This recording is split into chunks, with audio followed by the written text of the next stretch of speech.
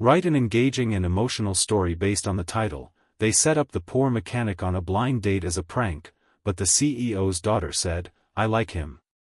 Begin the story with hook who joins the viewers at the end. Immediately capture attention, also motive viewers to like video and subscribe the channel. Develop the plot with emotional depth and relatable characters, including key challenges and their resolutions.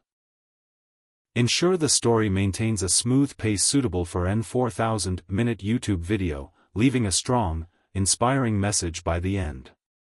Plain paragraphs but long story as you can based on 2,000-word estimate.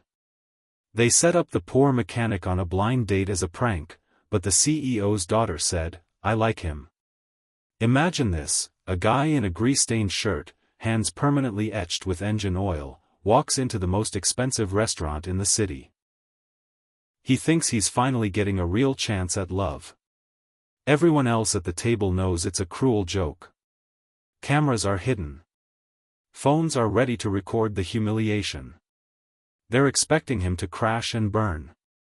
But 30 seconds in, the girl they're trying to embarrass him in front of looks up from her menu, locks eyes with him, and smiles like she just found something she didn't know she was missing.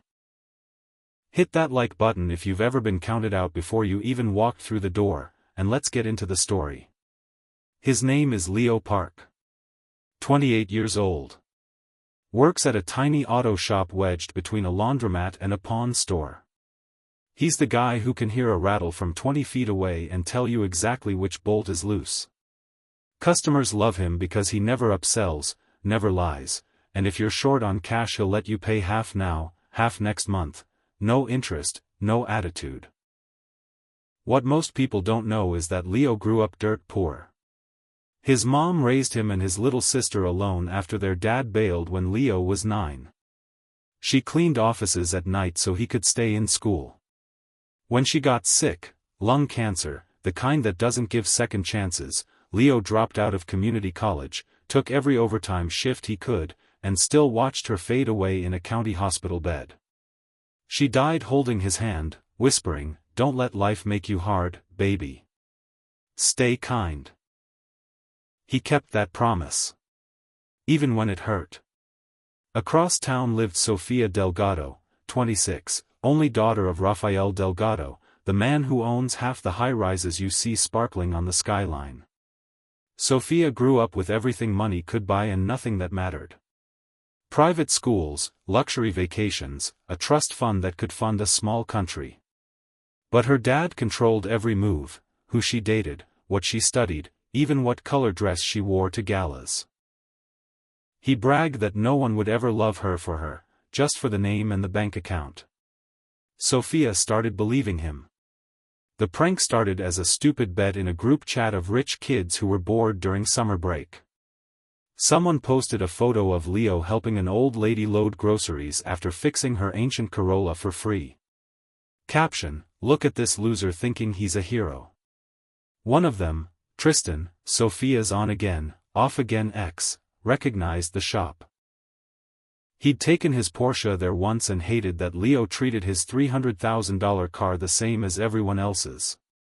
Tristan thought it would be hilarious to set Leo up on a fake blind date with Sofia, film him fumbling through a 5-star dinner he couldn't pronounce, then leak the video online with the title, "When You Let the Help Think He Has a Chance." They told Sofia it was just a social experiment. She laughed at first. She was tired, numb, going along with whatever her so-called friends planned. She didn't know Leo's name. She didn't know anything. The night arrived. Leo showered 3 times to get the smell of gasoline off his skin.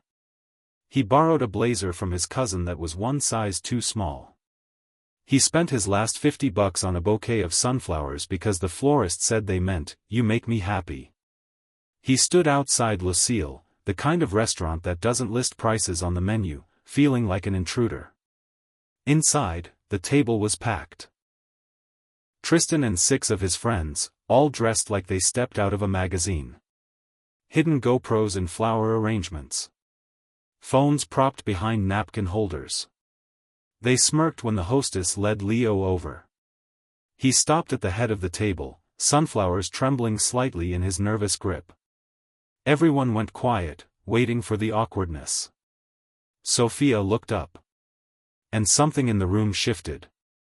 Maybe it was the way Leo's eyes didn't dart around for approval. Maybe it was the tiny scar on his jaw he got pulling a dog out of a wrecked car when he was 17. Maybe it was the fact that he looked at every single person at that table like they were human, even though they clearly didn't think the same of him. "Hi," he said, voice soft but steady. "I'm Leo. These are for you." He held the sunflowers out to Sophia like they were made of gold. Tristan snorted. "Bro, do you even know where you are right now?" Leo blinked, confused. "A restaurant?" Someone laughed too loud. Sophia didn't. She took the flowers, fingers brushing his. They were calloused and warm. She looked at the sunflowers, then back at him. "They're beautiful," she said quietly. "Thank you." The laughter died in throats. Tristan leaned forward. "Sophia, tell him what your dad does for a living." She stiffened. The script was that she was supposed to list off the private jets, the yachts, the penthouses, make Leo feel 2 inches tall. Instead she said, "He owns buildings. A lot of them. But right now I don't want to talk about my dad." The table went silent. Leo shifted on his feet. I wasn't expecting a whole party. The message just said dinner with a girl named Sophia." He rubbed the back of his neck. "If this is a bad time, I can." "Sit down," Sophia cut in. "Not a request." She pulled out the chair next to her herself. "Please." He sat. For the next 10 minutes the others tried to bait him. They ordered the most expensive wine and asked if he'd ever had anything that didn't come in a box. They asked if he knew what foie gras was. They laughed when he pronounced